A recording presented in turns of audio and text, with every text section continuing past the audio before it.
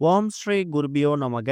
ஓம் ஸ்ரீ மகா பெரியவா சரணம். வரும் ஜனவரி 25ஆம் தேதி ஞாயிற்றுக்கிழமை இந்த வருஷத்துக்கான ரத சப்தமி. இப்ப நாம சொல்லக்கூடிய இந்த ஒரு சிவப்பு மூட்டைய வீட்ல இந்த இடத்துல ஒளிச்சு வைக்கிறதால சகலவிதமான செல்வங்கள் உங்களை தானாக தேடி வரும். உடல் நோய்கள் தீரும், ஆயுள் மேம்படும், குபேரர் ஆவதை தடுக்க முடியாது. அது என்ன சிவப்பு மூட்டை, அதை எப்படி தயார் செய்யணும்னு பார்க்கறதுக்கு முன்னாடி நம்மளோட வீடியோஸை இப்போதான் நீங்க ஃபர்ஸ்ட் டைம் பார்க்குறீங்கன்னா மறக்காம சப்ஸ்கிரைப் பண்ணிக்கோங்க. தொடர்ந்து இது மாதிரி அப்டேட் தெரிஞ்சுக்கிறதுக்கு பக்கத்துல நோட்டிஃபிகேஷன் பெல்லை கிளிக் பண்ணி ஆல் அப்படிங்கிறத செலக்ட் பண்ணிக்கோங்க. இப்போ என்ன சிவப்பு மூட்டையை எப்படி தயார் செய்ய போறோம் அப்படிங்கிற பத்தி தெளிவா தெரிஞ்சுக்கலாம். கிரகங்கள்லயே ராஜ கிரகம்னு அழைக்கப்படக்கூடியவர் சூரிய பகவான். 7 குதிரைகள் பூட்டப்பட்ட தேர்ல வலம் வரக்கூடியவரும் இவர்தான். அவரு அவதரிச்ச ஒரு அற்புதமான நாளை தான் நாம சூரிய ஜெயந்தி அப்படி இல்லைன்னா ரத சப்தமி அப்படிங்கிற மாதிரி கணக்குல எடுத்துக்கிறோம். ஒரு வருஷமும் தை மாதத்துல வரக்கூடிய வளர்பிறை சப்தமி திதி தான் சூரிய பகவான் அவதரிச்ச தினமாக இருக்கக்கூடிய ரத சப்தமி. சப்தனா 7. சப்த கன்னிகள் கேள்விப்பட்டிருப்பீங்க. அமாவாசை முடிந்தும் பௌர்ணமி முடிந்தும் 7வது திதியாக வரக்கூடியது இந்த ஒரு சப்தமி. இப்ப தை அமாவாசைய கடந்து வந்துட்டோம். இப்ப வரக்கூடியது வளர்பிறை நாட்கள். இதுல ஜனவரி 25ஆம் தேதி ஞாயிற்றுக்கிழமை வரக்கூடிய சப்தமி தை மாத வளர்பிறை சப்தமி. அன்றைய தினம் வரக்கூடிய இந்த ரத சப்தமி அன்னைக்கு நாம சூரிய பகவானை வழிபடும் போது எக்கச்சக்கமான நன்மைகள் நமக்கு ஏற்படும். ஒருத்தவங்களுக்கு ஜாதகத்துல சூரிய பகவானோட ஆதிக்கம் அதிகமாக இருக்கும்போது என்ன மாதிரியான நன்மைகள் கிடைக்கும் அப்படிங்கிறத நீங்க தெரிஞ்சுக்கணும். அரசாங்கம் மற்றும் அரசியல் சம்பந்தப்பட்ட வேலைகள் கிடைப்பதற்கான வழிவகையை இந்த சூரிய பகவான் ஏற்படுத்தி கொடுப்பார். ஏன்னா சூரியன் அப்படின்னாலே கிரகங்களோட ராஜா அப்படிங்கிற மாதிரி அர்த்தம். அவரை வணங்கும் போது அவரோட அருளாசி நமக்கு கிடைக்கும் போது பார்க்கக்கூடிய வேலை, தொழில், வியாபாரம் இது எல்லாத்துலயும் நல்ல முன்னேற்றம் கிடைத்து ராஜாவாக வாழ முடியும் அப்படிங்கிறது தான் ஒரு பெரிய நம்பிக்கை.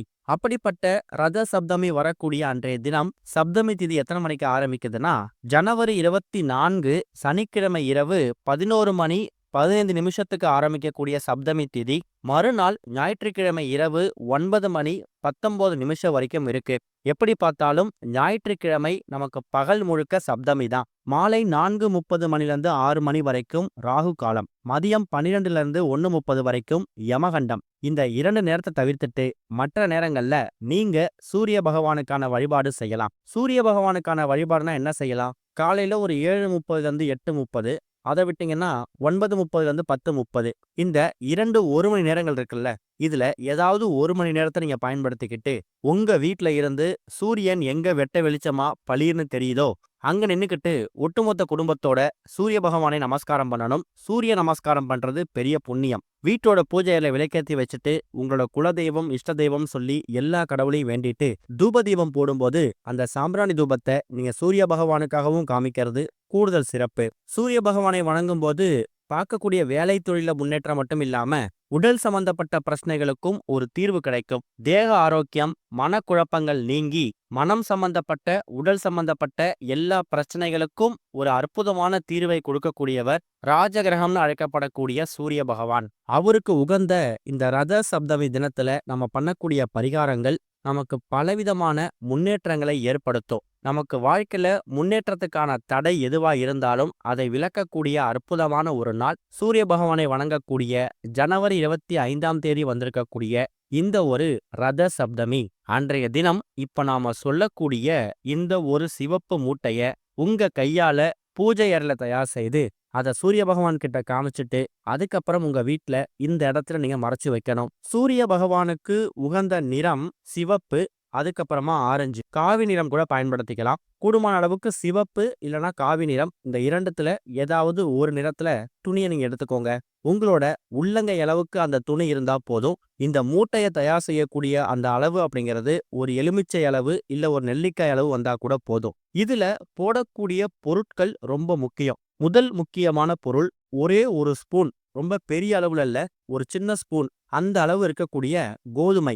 அதுவும் முழு கோதுமை தானியமாக பயன்படுத்தணும். நிறைய பேரு கோதுமை சம்பந்தப்பட்ட பதிவுகள் போடும்போது கோதுமை ரவை பயன்படுத்தலாமா அப்படின்னு கேக்குறீங்க. அதை பயன்படுத்தக்கூடாது. முழு கோதுமை தானியமா கடைகள்லயும் நாட்டு மந்த கடைகள்லயும் சூப்பர் மார்க்கெட்லயும் ரொம்ப விலை கம்மியா கிடைக்கும். குறைந்தது ஒரு 50 கிராம் 100 கிராம் வாங்கிட்டு வந்தா கூட இந்த பரிகாரத்துக்கு நீங்க பயன்படுத்திக்கலாம். ஏன்னா கோதுமை அப்படிங்கிறது சூரிய பகவானுக்கு உகந்த ஒரு தானியம். சூரிய பகவானுக்கு உகந்த தினம் தினம் எது தெரியுமா? ஞாயிற்றுக்கிழமை. ஞாயிற்றுக்கிழமையில ரத சப்தமி வந்திருக்கிறது ஏதாவது ஒரு சில வருஷங்கள் தான் அமையும். நமக்கு இந்த வருஷம் அமைஞ்சிருக்கு. அத பயன்படுத்திக்கோங்க. அடுத்ததா எருக்க இலை. எருக்க இலை அப்படிங்கிறது சூரிய பகவானுக்கு உகந்த அற்புதமான ஒரு இலை. அர்க்கா இலை அப்படிங்கிற மாரி சமஸ்கிருதத்த சொல்லுவாங்க. அந்த இலை நம்மளோட பாவங்களை போக்கக்கூடிய அற்புதமான ஒரு இலை. சொல்லப்போனா கூடிய சீக்கிரம் நம்ம சேனல்ல ரத சப்தமி அன்னைக்கு எருக்க இலைகளை வைத்து எப்படி குளிக்கணும் அப்படிங்கிறதுக்கான பதிவு உங்களுக்கு காத்துக்கிட்டு இருக்கு. அதையும் கூடிய சீக்கிரம் நீங்க பார்க்க தான் போறீங்க. அந்த அளவுக்கு சக்தி வாய்ந்த அந்த எருக்க இலைய நீங்க முழு இலையா பயன்படுத்தணும்னு கட்டாயம் கிடையாது. ஒரு இலை எடுத்துட்டு வந்து அத 2, 3 துண்டுகளா கிழித்து சிறிய துண்டு அந்த மூட்டையில எவ்வளோ வைக்க முடியுமோ அந்த அளவுக்கு ஒரே ஒரு துண்டு எருக்க இலைய நீங்க அதில வச்சிரணும். இப்போ கோதுமை வச்சுட்டீங்க, எருக்க இலைய வச்சுட்டீங்க. அடுத்ததா சூரிய பகவானுக்கு உகந்த உலோகம் செப்பு. செப்பு உலோகம் ஏதாவது ஒரு பொருள். என்ன மாரி உலோகத்த போடலாம்? நாங்க வீட்ல பயன்படுத்தக்கூடியது எவர் சில்வர், அலுமினியமா இருக்கு. செப்பு உலோகம் என்ன போடணும் அப்படிங்கிற கேள்வி நெறைய பேருக்கு வரும். நம்ம சாதாரணமா ரோட்டு ஓரங்கள்ல ஷாப்பிங்கோ இல்ல கடைகளுக்கோ போகும்போது, இந்த ரோட்டு ஓரங்கள்ல பார்த்தீங்கன்னா, செப்பு மோதிரங்கள விப்பாங்க. இந்த ஊசி மணிலாம் விக்கிறாங்கல்ல, அவங்க கிட்ட இந்த செப்பு மோதிரம் ஒரு ரூ. 5 ரூ. 10 கிடைக்கும். அது ஒரு மோதிரத்த முன்கூட்டியே வாங்கிட்டு வந்து வச்சுடுங்க. ஏன்னா, சூரிய பகவானுக்கு உகந்த உலோகம் இந்த செப்பு, செம்புன்னு சொல்லக்கூடிய அந்த உலோகம் தான். அதுல சின்னதா மோதிரமோ, இல்ல என்ன பொருள் கிடைக்குதோ, அத வாங்கிட்டு நீங்க வச்சுக்கலாம். ஏற்கனவே உங்க வீட்ல பழைய செப்பு மோதிரங்கள் நீங்க ஏதாவது திருவிழாக்கள்ல வாங்கினது இருந்தா கூட அதையும் பயன்படுத்திக்கலாம். இது கூட ஒரே ஒரு சில்லறை நாணயம். இப்ப மொத்தமா 4 பொருட்கள் சொல்லியிருக்கோம். முழு கோதுமை தானியமாக 1 ஸ்பூன், எருக்க இலைய துண்டாக கிழித்து அதுல ஒரு துண்டு, செப்பு மோதிரம் இந்த கடைகள்ல ரோட்டோரத்துல விற்கக்கூடியது, கடைசியா ஒரே ஒரு சில்லறை நாணயம். இந்த 4 பொருட்களையும் ஒன்றாக அந்த சிவப்பு நிற துணியில வச்சு மூட்டையா நீங்க தயார் செய்யணும். தயார் செய்யக்கூடிய அந்த மூட்டையா கட்டினதுக்கு பிறகு வீட்டோட பூஜை அறையில வச்சு எடுத்துட்டு, அதுக்கப்புறம் உங்க வீட்ல இருந்து எங்க இருந்து பார்த்தா சூரியன் நல்லா பிரகாசமா தெரியுதோ அந்த இடத்துல உங்களோட உள்ளங்கையில அந்த மூட்டையை ஏந்திக்கிட்டு, எங்க குடும்பத்துல இருக்கக்கூடிய எல்லோருக்கும் உடல் சம்பந்தப்பட்ட, மனம் சம்பந்தப்பட்ட எல்லா பிரச்சனைகளும் தீரணும். கணவருடைய, மனைவியுடைய வருமானம் அதிகரிக்கணும். தொழில்ல, வியாபாரத்துல பார்க்கக்கூடிய வேலையில முன்னேற்றம் கிடைத்து நல்ல உயர் பதவி அடையணும். வீட்ல யாராவது அரசாங்க பதவிக்கோ இல்ல அரசியல் சம்பந்தப்பட்ட பதவிகளுக்கோ முயற்சி பண்றாங்கன்னா, அந்த முயற்சிகளுக்கு வெற்றி கிடைக்கணும்னு மனசார வேண்டிக்கிட்டு, மறுபடியும் அத எடுத்துட்டு பூஜை அறையில வச்சுடுங்க. அதுக்கப்புறம் அன்றைய தினம் எப்பயாவது ராகு காலம், யமகண்டம் இந்த நேரம் இல்லாத மாரி பார்த்துட்டு, அந்த மூட்டைய உங்க வீட்டோட பீரோ, லாக்கர், கல்லாப்பெட்டி அதே மாரி தொழில் செய்யும் இடத்துல நீங்க பத்திரப்படுத்தி வச்சுக்கலாம். ஞாயிற்றுக்கிழமைகள்ல அந்த மூட்டைக்கு தூப தீபம் காமிக்கிறது விசேஷம். சுத்தபத்தம் இல்லாம அத தொடுறத தவிர்க்கிறதும் நல்லது.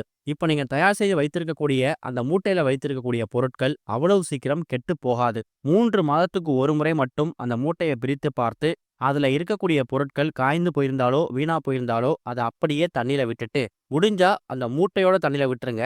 மறுபடியும் சிவப்பு நிறம் அப்படி இல்லனா ஒரு காவி நிற மூட்டைய பயன்படுத்தி என்னென்ன பொருட்கள் சேர்த்தீங்களோ அத மறுபடியும் அதுல வைத்து ஞாயிற்றுக்கிழமையில தயார் செய்து எங்க எடுத்தீங்களோ அந்த இடத்துல வச்சிருங்க. அதோட ஆரம்பமா இந்த வருஷம் ஜனவரி 25ஆம் தேதி ஞாயிற்றுக்கிழமை வந்திருக்கக்கூடிய ரத சப்தமி அன்னைக்கு சூரிய பகவானுக்கு உகந்த அந்த நாள்ல அவருக்கு உகந்த பொருட்களை சேர்த்து வைக்கும்போது நீங்க வேண்டிய விஷயங்கள் எதுவா இருந்தாலும் அது உங்களை தானாக தேடி வரும். வெற்றி புகழ் கிடைக்கும். நம்பிக்கையோட பண்ணுங்க, நல்லதே நடக்கும். ஓம் ஸ்ரீ குருபியோ நமக. ஓம் ஸ்ரீ மகா பெரியவா சரணம்.